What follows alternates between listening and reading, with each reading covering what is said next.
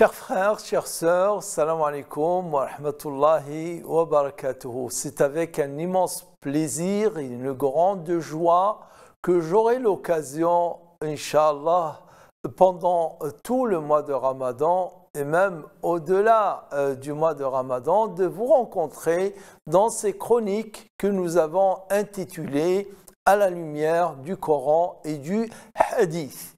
À la lumière du Coran et du Hadith, donc, seront des émissions dans lesquelles nous parlerons, comme son titre l'indique, nous parlerons du Coran et nous parlerons aussi du Hadith, mais plus précisément de la biographie du prophète Mohammed sallallahu alayhi wa sallam.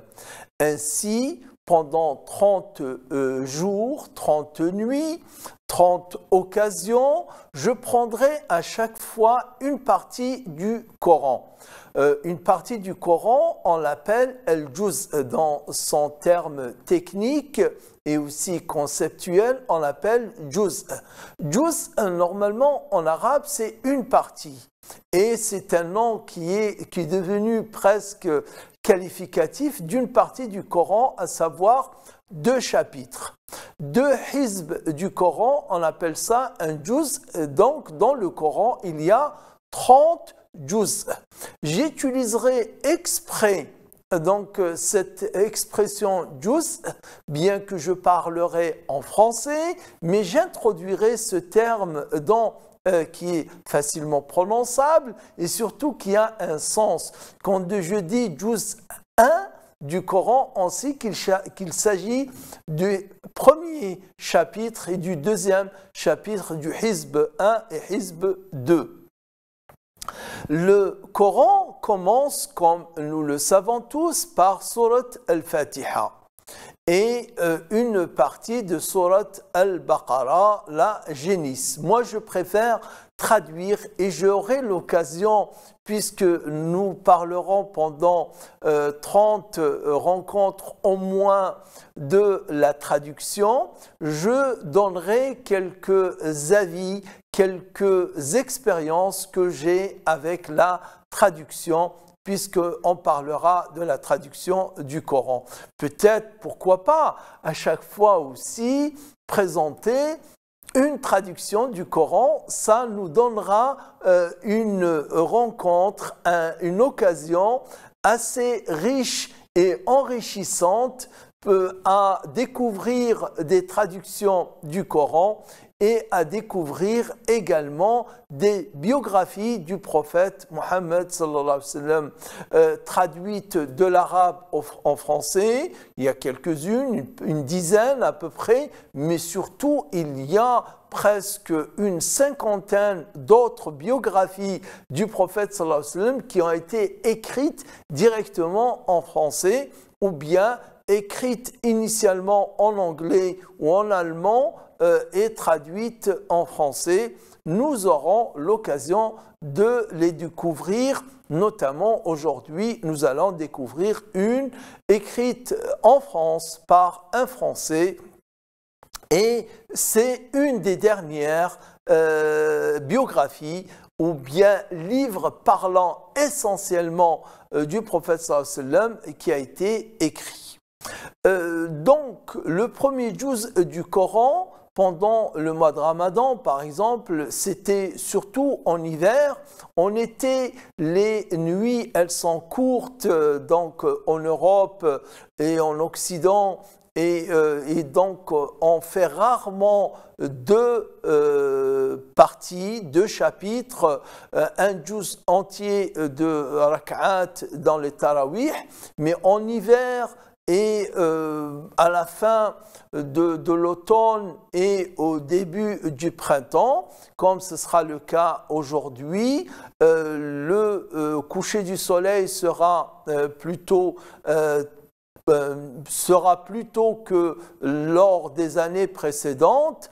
Donc j'espère que les mosquées vont renouer avec cette tradition de faire 2 chapitres, de sorte que pendant toute la durée du mois de Ramadan, ils auront récité l'entièreté et la totalité du Coran. Chaque nuit, un juz. Le premier juz du Coran, on l'appelle juz al-Baqarah, alors qu'il y a deux juz dans al-Baqarah. Surat al-Baqarah, elle a son nom, est tiré d'un verset de cette sourate. En général, les sourates, le nom de la sourate est tiré d'un verset dans lequel ce nom est explicitement et expressément cité. En l'occurrence, ici, c'est le verset 67 de cette sourate qui contient 286 versets. C'est la plus longue sourate du Coran, Suratul Baqarah, 286 versets. C'est important. Et dans le verset 67, Allah nous parle de Moïse quand il s'adressa à sa communauté. Et quand Moïse dit à son peuple, ô mon peuple, Dieu, Allah, vous ordonne d'immoler une vache, une génisse. Ils lui répliquèrent, vous vous moquez de nous, en quelque sorte, littéralement. Et lui, Moussa, dit « A'udhu billah » que Dieu me protège d'être un ignorant. Donc, il ne leur a pas dit de me moquer de vous. Il a inscrit la moquerie dans l'ignorance. En fait, c'est un comportement d'ignorant quand quelqu'un de choses sérieuses, de sujets, de points qui concernent Dieu, Allah, la religion, il ne prend pas ces sujets-là au sérieux et parlerait, disons, avec une certaine légèreté. Donc Moïse, d'emblée, il leur dit non, que Dieu me protège, que Dieu fasse que je ne sois jamais de ces ignorants-là. Et donc, l'histoire, vous la connaissez. La sourate al-Baqarah, qui a des vertus à elle, et la sourate qui la suit, la sourate de la famille de Imran, le prophète leur a dit que le jour du jugement dernier, elles viendront comme deux ombres, deux nuages qui protégeront celui qui les aura apprises. Le prophète les appelle Az-Zahrawayn, les deux fleuries, les deux sourates florissantes. C'est le pluriel c'est le duel de Az-Zahra. Az-Zahra, c'est la fleur. Et donc, Al-Baqarah et Ali Imran sont deux fleurs, comme les intitule le prophète sallallahu alayhi wa sallam. Surat al-Baqarah, c'est une des sourates les dernières révélées. Le tout dernier verset qu'Allah a révélé à son prophète se trouve dans cette sourate. Surat al-Baqarah, elle contient le fameux verset qu'on appelle le verset du trône, Ayat al-Kursi, qui est un verset qui a des vertus et une importance protectrice, et aussi qui parle de Dieu, d'Allah et des attributs d'Allah. Donc il se trouve dans cette sourate. Dans cette sourate, qui se termine par le vibrante invocation, le doua, dans lequel Rabbana la tuakhidna in nasina aw akhtana. Oh notre Seigneur, ne nous tiens pas rigueur si nous nous trompons ou si nous oublions. Ces versets qui sont très touchants et qui montrent combien l'être humain a besoin de la magnanimité, la miséricorde, l'attention de son Seigneur, et qu'il soit toujours son regard posé sur lui, son aide et la sollicitude de cette aide, de ce soutien permanent dont on a besoin d'Allah subhanahu wa ta'ala. Surat Ali Imran qui commence par les qualités du croyant. Alif Lam Mim Dhalikal Kitab La Raib. La Raib. D'ailleurs, ici, j'aimerais souligner combien il est important le waqf dans la lecture, on aura l'occasion. Hein, donc petit à petit, j'espère qu'au bout de ces 30 rencontres, de ces 30 rendez-vous, on aura accumulé un certain nombre de connaissances et de savoirs sur le Coran qui nous seront bénéfiques, je l'espère, et j'en suis même persuadé. Donc il y a le waqf. Le waqf, c'est quoi? En fait, ce sont des signes, je le montrerai la prochaine fois avec des exemples concrets. Le waqf, ce sont des signes que nous retrouvons au-dessus de certains mots du verset, là où il est préférable de s'arrêter, là où il faut s'arrêter, là où on a le choix de nous arrêter ou de continuer la lecture, où il est préférable de s'arrêter, où il est préférable de continuer. Vous avez 4 types de signes sur le waqf. Ici, dans ce verset, nous avons un signe assez particulier, c'est que nous avons le droit soit de nous arrêter à raïb, la raïb, et ensuite de continuer, ou plutôt de reprendre la lecture par Fihi hudan lil muttaqin, qui contient de la guidée pour les pieux, ou bien de s'arrêter à fi, c'est-à-dire d'inclure le mot fi avec la raib et de dire alif lam mim dhalikal kitabu la rayba fi. La rayba fi, c'est-à-dire que je m'arrête à fi. Si je m'arrête à la rayba fi, j'ai une proposition de compréhension du Coran. Et si je m'arrête à la rayb et ensuite je continue à fihi hudan lil muttaqin, j'ai une autre proposition de compréhension. Dans les deux, il reste encore des centaines, je dirais, de possibilités d'approfondissement de la compréhension. Mais rien que ça, donc quand je dis la raib, il n'y a pas de doute. Dhalikal kitab la raib. Ce livre-là, dans lequel il n'y a pas de doute, ou sur lequel il n'y a pas de doute, fihi hudan lil muttaqin, qui contient de la guidée pour les pieux. Je passe maintenant à la deuxième partie de cette chronique. Comme je vous l'ai dit, la deuxième partie de chaque chronique, elle sera consacrée au hadith. Elle sera consacrée au prophète Mohammed sallallahu alayhi wa sallam. Nous avons parlé de la première sourate du Coran, nous avons donné quelques éclairages. Maintenant, nous allons passer à la biographie du prophète Mohammed sallallahu alayhi wa sallam. Vous savez, il y a des dizaines de biographies du prophète Mohammed sallallahu alayhi wa sallam qui sont écrites par des personnes disons, du monde entier. Des Russes ont écrit Tolstoï, par exemple, Savianev, Goethe a parlé du prophète sallallahu alayhi wa sallam en France et en français. Vous avez aussi des écrivains, La Fontaine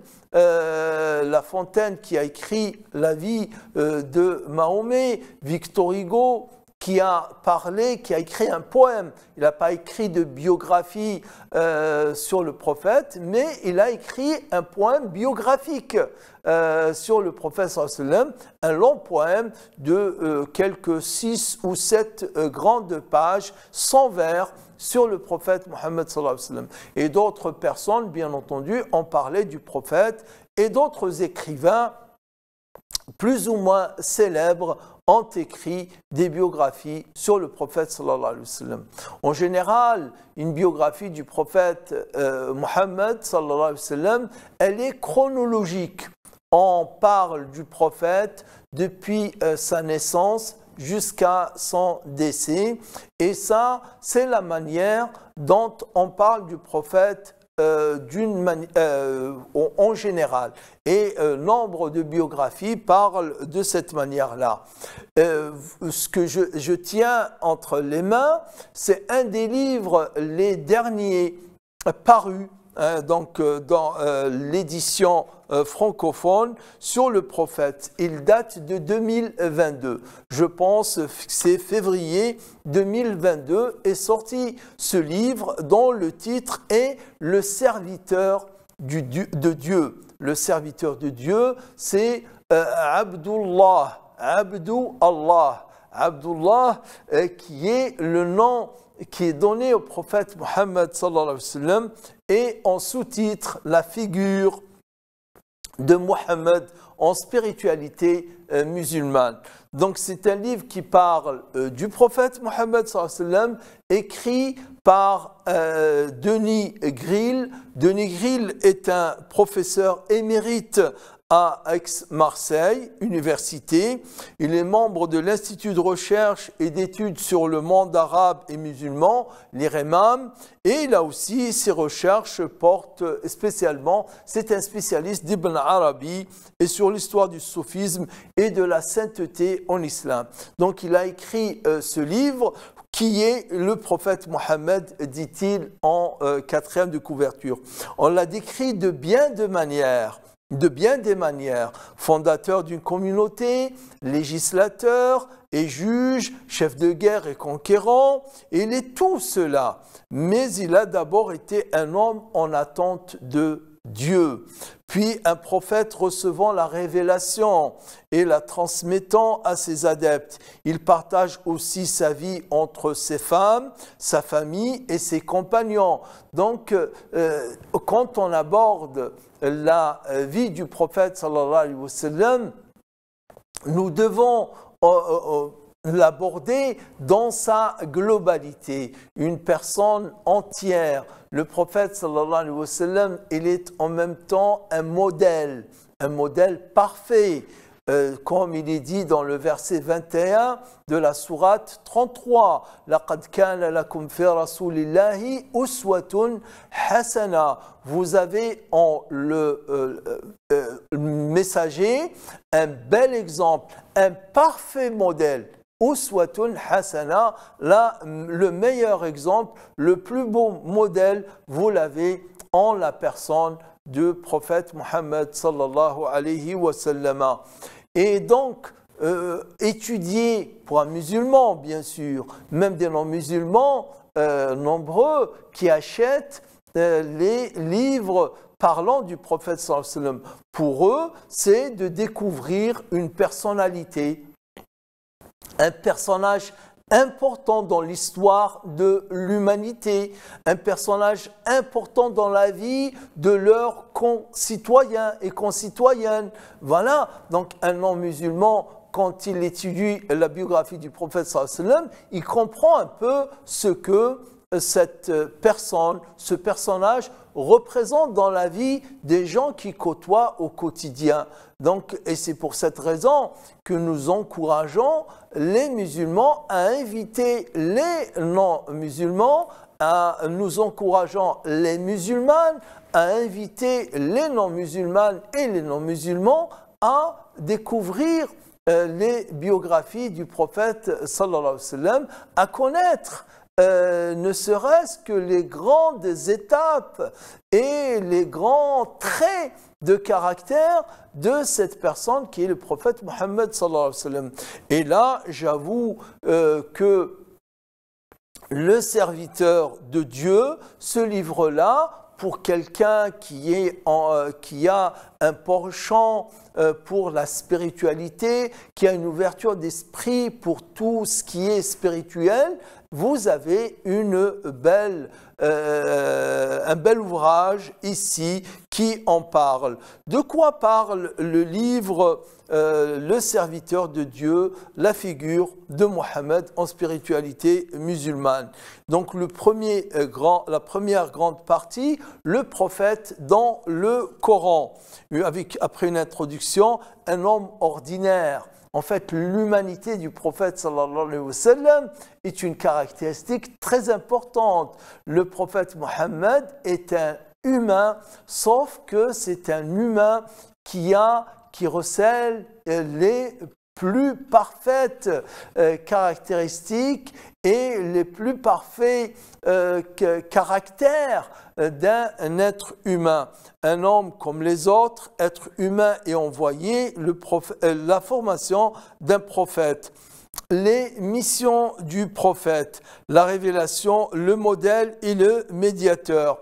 En fait, le prophète, c'est en même temps un modèle, et quand on étudie, nous, les musulmans et les musulmanes, la biographie du prophète sallallahu alayhi wa sallam, c'est une manière de revisiter, de se remémorer la biographie et la vie de cet homme, sallallahu alayhi wa sallam, et aussi apprendre à mieux le connaître, à faire grandir la considération que nous avons pour lui, la vénération que nous avons pour lui, et aussi l'amour que nous avons pour lui.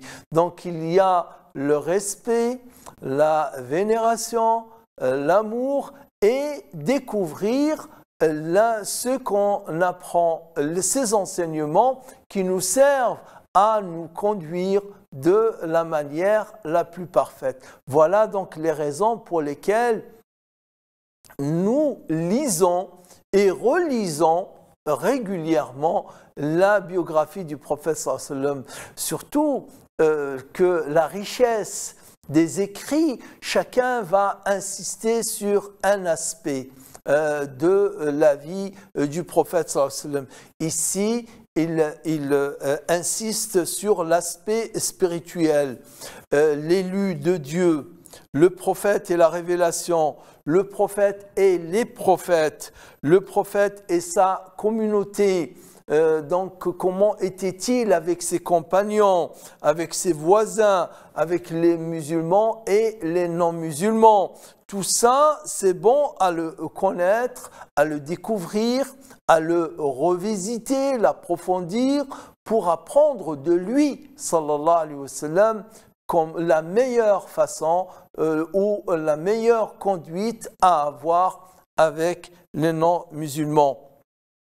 L'expérience spirituelle du prophète Mohammed avant la révélation, l'attente et le début de la révélation, la descente de la parole et du livre sur le prophète sallallahu alayhi wa sallam, l'élévation par l'épreuve. Le prophète sallallahu alayhi wa sallam a connu de grandes épreuves, l'acharnement, la méchanceté qui était dirigée contre le prophète sallallahu alayhi wa sallam est quelque chose qui, on peut dire sans exagération, qui dépasse l'entendement.